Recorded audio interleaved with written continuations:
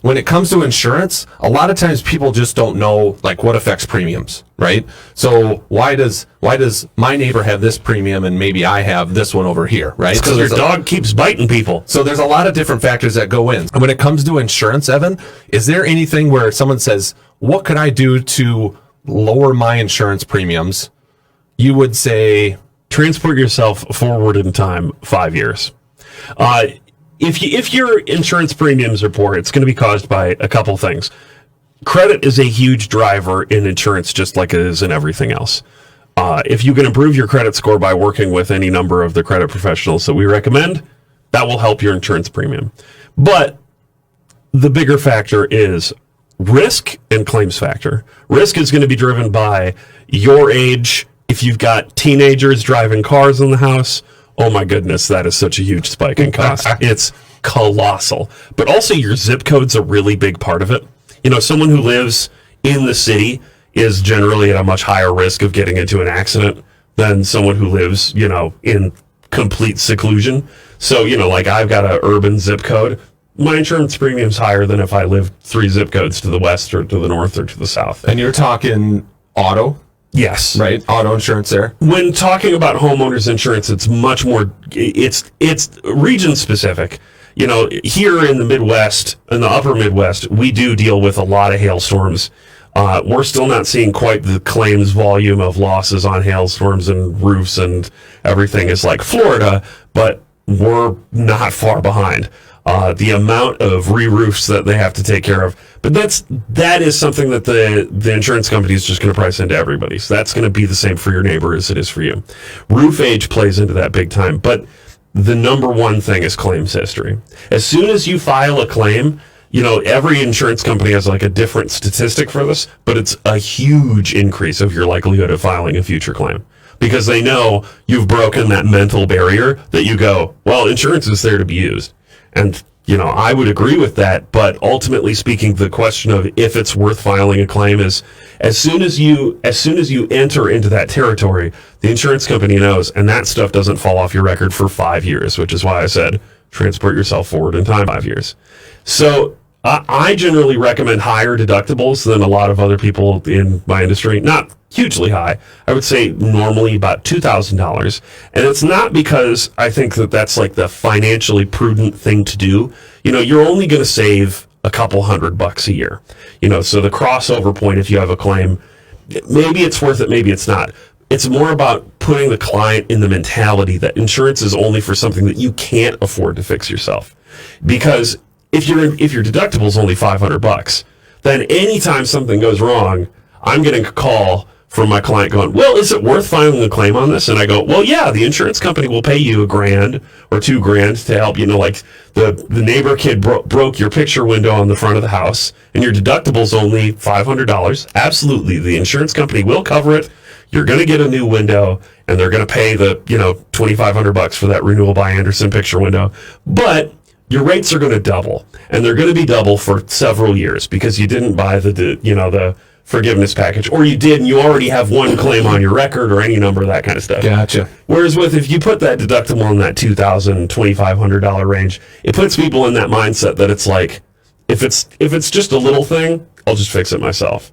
If the whole roof needs to be replaced, or, you know, we have a fire and smoke damage and it's 10, 20 grand in repairs, that's when you should be thinking to make a claim, because then it's definitely worth any rate increase you're going to face. Credit, claim history, anything else? Those are the two huge ones for homeowners. Obviously, there's other little stuff. The condition of the property generally and the size of the property are going to drive a lot of stuff with premium. You know, you may think, hey, all of our houses in this development are the same, but if your neighbor has a roof that's 10 years newer than yours, you have a 15-year-old roof and they have a 5-year-old roof, they're going to be paying a lot less in insurance premium. And when you say a lot, we're talking sometimes as much as 15-20%. It also can make a big difference in what coverages you even have available to purchase. Because once your roof is over a certain age, a lot of companies will just say, we won't give you replacement cost on this. We'll only give you actual cash value, which means on a claim, you know, after your deductible, we pay a percentage of what's left, as opposed to you pay the deductible and we pay the rest, which is not as good. So I had a client call me the other day. I'm actually doing a refinance for one of my previous clients who moved up to Walker, Minnesota, back in 2017. And so I was asking him how much his insurance was.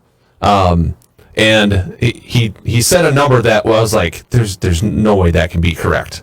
Like, that seems really high, really far from a fire station. So that's the exact reason. So Okay. he's like, here's why my insurance costs this. He's like, my insurance agent said, look, if a fire starts in your house, that thing burns down to the ground before any sort of fire, before the fire department can get there. Evan, you knew right away. Yeah, well, and that's just it too. Is it's not something that we run into a ton. Most of the work that we do is here in the cities and the kind of surrounding area. And honestly, Minnesota is dotted enough, aside from like the really rural areas and like up by Virginia, Minnesota, and so on, that you're honestly never that far away from a fire department, except sometimes you are. So yeah, there's fire risk classifications when it comes to houses. Most of the stuff we do is what we would call Category 3, which is basically you live pretty close. You're not like standing there looking at the fire department across the street from your house, but there's a fire hydrant nearby. There's a fire department that can be at your house in 10 minutes or less, that kind of stuff. And yeah, that does make it. So let's talk about replacement costs, because that's kind of where we're leading into next here.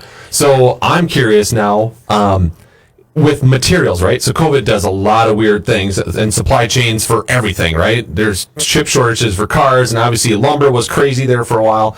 So what has happened in general to insurance premiums over the last couple years? Because if a house burns down now, it's more expensive to replace that house versus just 2 or 3 years ago because of material costs. Have insurance premium floated with costs of materials and stuff? Yes, to a degree. A lot of that stuff is already priced in.